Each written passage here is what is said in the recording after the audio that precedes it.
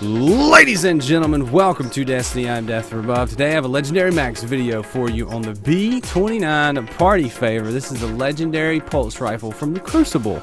I believe it's a Crucible legendary party. It's a Crucible legendary party favor.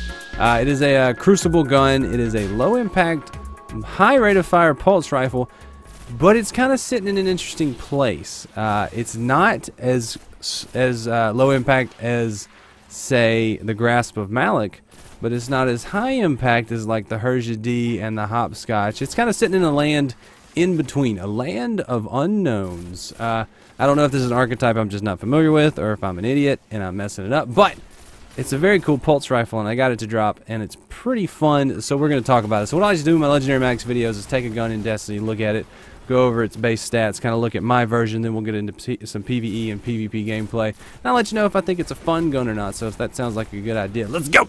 So, the B-29 Party Favor is a low rate of fire, high impact, low impact, high rate of fire pulse rifle. I always want to say low and high, but I'd always get it back impact and rate of fire, get them mixed up, had them back to back. Anyway, B-29 Party Favor, low impact, high rate of fire pulse rifle with good stability, good reload, decent range. It's an interesting gun. So, taking a look at this versus a couple other guns, you can see the Waltz, which is basically a Grasp of Malik. It's got a higher impact than that and a low rate of fire, but like Hopscotch Pilgrim, it's not the same as that. Herja D, not the same as that. Kind of in the middle. Maybe it's a little bit like, if we can pull over my, hold on. We're going to grab my PDX 45 and see how it compares to that.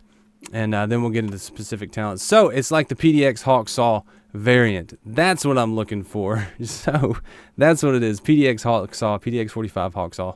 Archetype right there. So let's take a look at mine. I got it to drop with the red dot, the steady hand, and the OAG rifle scope. The steady hand I don't like so much, and the rifle scope is a little bit hard to use, so I'll leave it on the red dot. None of these scopes I'm really that crazy about. Mine has Outlaw, partial refund, appended magazine, perfect balance, and glass half full. The perfect balance, glass half full Outlaw situation is a very good situation. So I'm going to show you the vendor version, which is a pretty good version.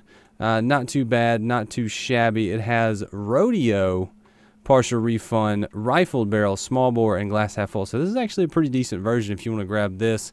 It has the quick draw and the OAG with the red dot. So my version is interesting because it looked really good on paper, but did it perform as well?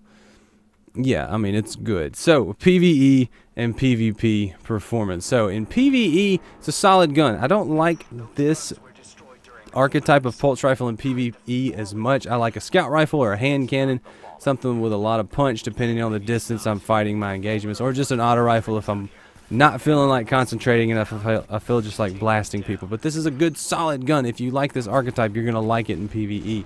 It's got good hit detection. It's got a good hitbox. Most enemies you're gonna get pretty good shots. It's got good range. If you're used to this rate of fire, full auto on this would be a lot of fun. I like full auto on this archetype, so I'm used to full auto, so the rate of fire is something to get used to. But in PvE, it's very good. Outlaw is very good in PvE. Glass half full is good, and the perfect balance makes it really stable. So you can get those ranged kills. You have the good rate of fire. I like it. I like it a lot. So in PvE, I'm gonna give it a thumbs up. We're gonna start doing thumbs ups or thumbs down in PvE. I don't know.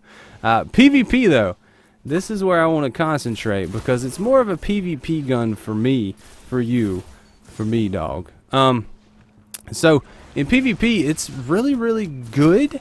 I may not have had as much success as I wanted to in the beginning, but it's a good solid gun. So I'm going to compare it directly to my PDX 45 because it's very similar. My PDX 45 is a little bit more stable, but as far as gameplay feels, this one feels very similar.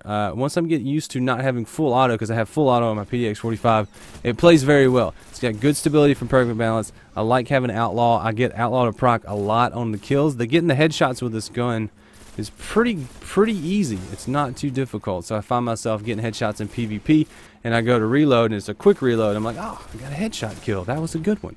Glass half full is always nice. You get towards that end of the magazine, you're going to get a little bit more pop out of your bullets, a little bit more damage. I think that probably saved me a few times and I was really happy about that. But as far as this archetype in PvP, I really like it in PvP. It's not the fastest, it's close to the fastest, and it's definitely top tier as far as PvP goes. So I'm definitely giving this one a thumbs up in PvP too. So question is it a fun gun? Will I be using it beyond this video and this review?